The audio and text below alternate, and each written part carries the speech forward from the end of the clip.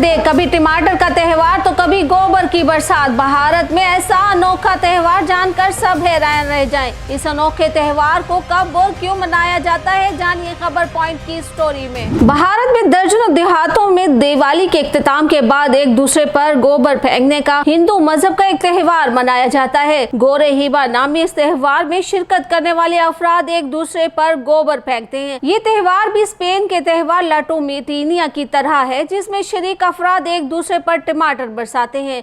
मगर यहाँ आपको थोड़ी सी हैरानी होगी, क्योंकि भारत के इलाके गोमातापुरा में एक दूसरे पर जिस चीज की बारिश की जाती है वो है गाय का गोबर। यहाँ के रिहायशियों का ख्याल है कि बारिश के लिए अगर एक दूसरे पर गाय का गोबर फेंका जाए तो बहुत बारिश होती है। कुछ हिंदू गाय और इससे जुड़ी हर चीज को मुकद्दस और शिफा का जरिया मानते हैं। हिंदू कौम परस्त भारतीय वजीर आजम नरेंद्र मोदी ने गाय की हिफाजत को यकीनी बनाने पर जोर दिया है और कई भारतीय रियासतों में गाय को ज़िबा करने पर पाबंदी भी आयद की जा चुकी है। मगर ये त्यौहार इन गांव वालों के लिए बहुत अहमियत का हामिल है, जिनका मानना है कि ये देवता बेशवारा सवामी गाय के गोबर में पैदा हुए थे। करीब के देहात और इजला के अफराद भी इस त्यौहार में शिरकत करने के लिए आते हैं। दिन का आगाज गांव में गाय वाले घरों से गोबर जमा करने से होता है। ये इलाका जनूबी भारत की रियासतों कर्नाटका और तमिलनाडु के संगम पर वाक़या है।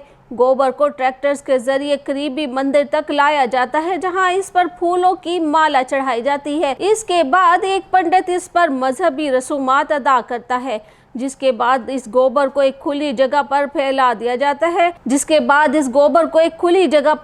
दिया जाता है और नौजवान लड़के और मर्द इसके गोले बनाकर तैयारी शुरू कर देते हैं। खवातीन और लड़कियां इस गोला बारिश से महफूज रहने की कोशिशों में चीजों के पीछे छुपने की कोशिश करती हैं, मगर फोन पर रिकॉर्डिंग करते वक्त वो भी इसका निशाना जरूर बन जाती हैं। कुछ लोगों को इस त्यौहार पर एतराज हो सकता है, लेकिन इसमें शरीक अफराद के लिए ये लुत्फ से ज्यादा बीमारियों के इलाज के तौर पर देखा जाता है, क्योंकि इनका मानना है कि जब आप हाथ से गाय का गोबर उठाते हैं तो ये बहुत सारी बीमारियों का इलाज कर देता है और माना जाता है कि इस त्यौहार में शिरकत करने वाला कभी बीमार नहीं होगा।